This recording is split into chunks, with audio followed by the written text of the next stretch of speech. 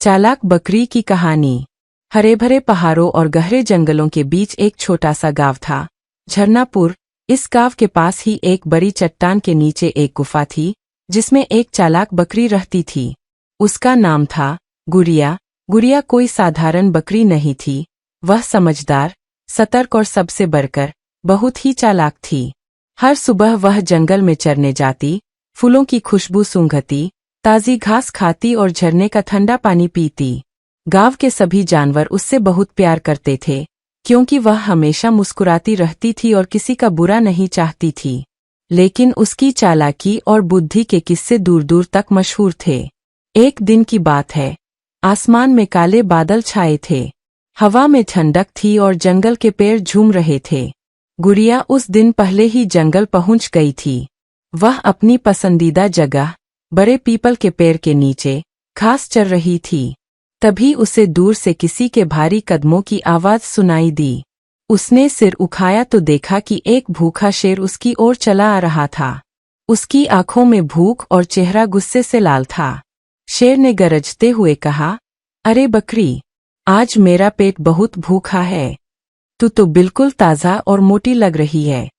आज तू ही मेरा भोजन बनेगी। गुड़िया को समझ आ गया कि अगर उसने कुछ नहीं किया तो उसका अंत निश्चित है।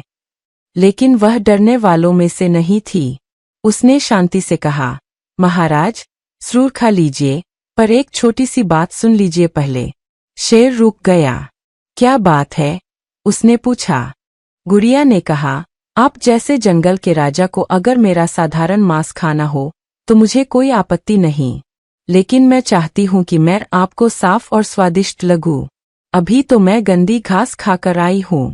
अगर आप थोड़ी देर इंतजार करें तो मैं झरने में नहाकर आती हूं, फिर आपको मेरा मांस और स्वादिष्ट लगेगा। शेर को यह बात पसंद आई। उसने मुस्कुराते हुए कहा, ठीक है, जा, जल्दी जा और लौटा, मैं यहीं बैठा हूं। गुड़िया धीरे धीरे झरने की ओर चली। वह सोच रही थी कि अब बचने का बस एक ही रास्ता है, शेर को धोखा देना। झरने के पास पहुंचकर उसने देखा कि वहां एक पुराना कुआं था, जिसमें बहुत गहरा पानी था। उसने नीचे झांका और अपनी परछाई देखी। तभी उसके दिमाग में एक अद्भुत योजना आई।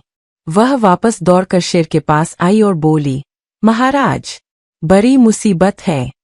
उस झरने के पास पहले से ही एक और शेर बैठा है। उसने कहा कि मैं उसकी शिकार हूं, वह आपको मुझसे पहले खा जाएगा। शेर गरज उठाए, क्या इस जंगल में मुझसे बड़ा कोई शेर दिखा मुझे, वह धृष्ट प्राणी? गुड़िया बोली, आइए महाराज, मैं दिखाती हूँ।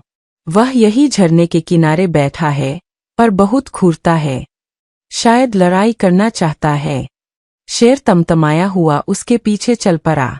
जैसे ही दोनों झरने के पास पहुंचे, गुड़िया ने इशारा किया, देखिए महाराज, वह रहा।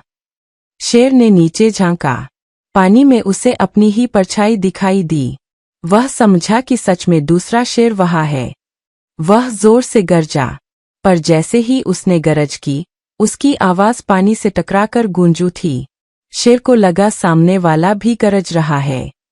अरे, मुझसे मुकाबला करेगा?